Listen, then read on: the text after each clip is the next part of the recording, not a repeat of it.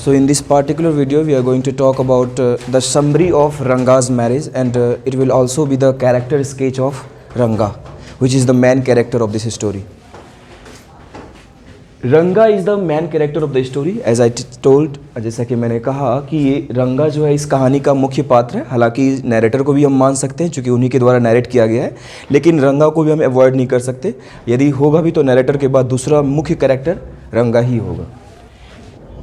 Ranga's marriage है ना, he is the son of an accountant. वो एक अकाउंटेंट यानी जिसको मुनीम या लेखपाल लिखाए थे कल, उसी का वो बेटा है।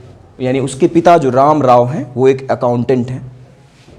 ही was the first to be sent to Bengaluru और Bangalore that time for the study of English. वो उस गांव के पहले व्यक्ति थे जो कि बेंगलोर गए थे स्टडी करने के लिए इंग्लिश, और 6 महीने बाद आए हुए थे। व्हेन ही रिटर्न्स यानी जब वो वापस आते हैं, the villagers come to see him, यानी गाँववासी जो है, गाँव के लोग जो है उसे देखने आते हैं, मिलने आते हैं उससे। When they come to know, जब वे जान जाते हैं that कि there is no change in his appearance, कि उसके appearance में कोई तरह का बदलाव नहीं है। हुलिया या रूप रंग समझ सकते हैं appearance का मतलब। तो उसके appearance में जब कोई बदलाव नहीं दिखता गांव वालों को, everyone goes back, हर कोई वापस चला जाता है to their home, अपने घरों को। The narrator was the only person, narrator ही इकलौते ऐसे व्यक्ति थे who stayed there, जो कि वहाँ रुके रहे। He asked his well-being, उसने उसका हाल समाचार पूछा, and also wanted to know his opinion about marriage, और शादी के बारे में उसकी राय को भी, विचार को भी, opinion मतलब राय या विचार को भी जानना चाहा कि आखिर पहले भी जान रहे थे, नैरेटर जो है रंगा को पहले से जान रहे थे, और उसके ओपिनियन को भी कि शादी को लेकर उसकी क्या ओपिनियन है। अब भी जानना चाहे कि आखिर क्या इसके ओपिनियन में कोई बदलाव आया भी या नहीं। आगे देखें तो आफ्टर नोइंग द ओपिनियन, जब ओपिनियन जान गए, आपको याद होगा कि जब स्टोरी यदि आपने पढ़ी होगी तो उसमें पता होगा कि किस तरह से रंगा ने कहा कि यदि अच्छी लड़की ना हो तो इससे बेहतर है बैचलर रह जाना, ताउम्र नहीं, इंटायर लाइफ जो है बैचलर रह जाना, कुंवारा रह जाना अच्छा है यदि अच्छी लड़की ना हो तो। द नैरेटर बिकेम सरप्राइज्ड, वो आश्चर्यचकित हो गए ये बात जानकर कि शादी को लेकर इसके ओपिनियन अभी भी बदले नहीं है, वैसे ही है।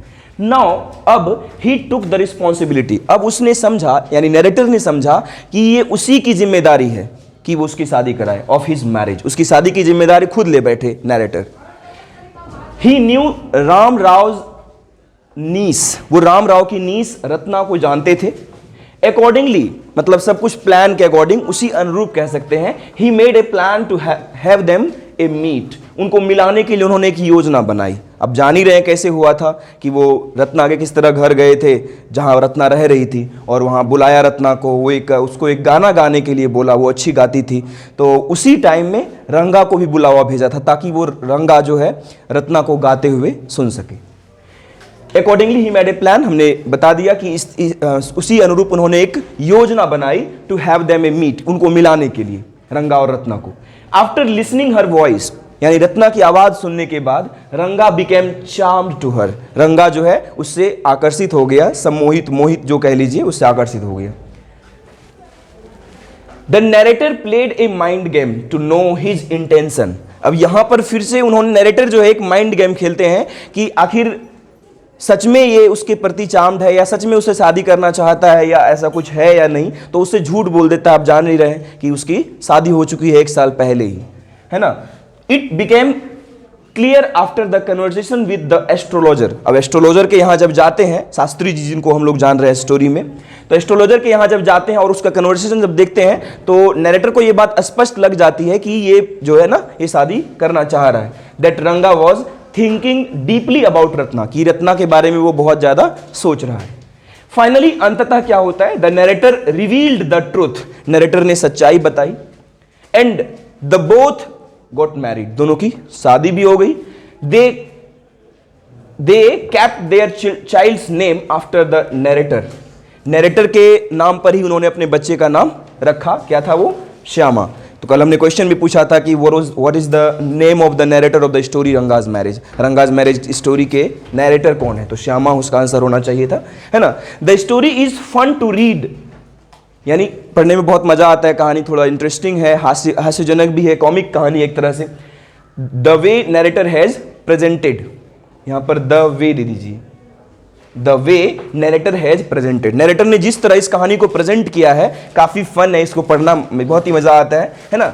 इट कन्वेज टू अस, यह हम तक पहुंचाती है, कन्वे मतलब पहुंचाना। It conveys to us the Indian culture and its beauty, यह भारतीय संस्कृति और इसकी सुंदरता के बारे में हमें बताती है। हम जानते हैं किस तरह से भारत, तो हम जान ही रहे हैं, भारत को गांवों का देश कहा जाता है, ए कंट्री ऑफ विलेजेस। और यहाँ पर दिखाया गया किस तरह से एक गांव में जो है लड़की के सबके बिहेवियर को इसमें दिखाया गया है, लड़की का व्यवहार कैसा होना चाहिए और कैसा होता है हमारे देश और हमारे समाज में।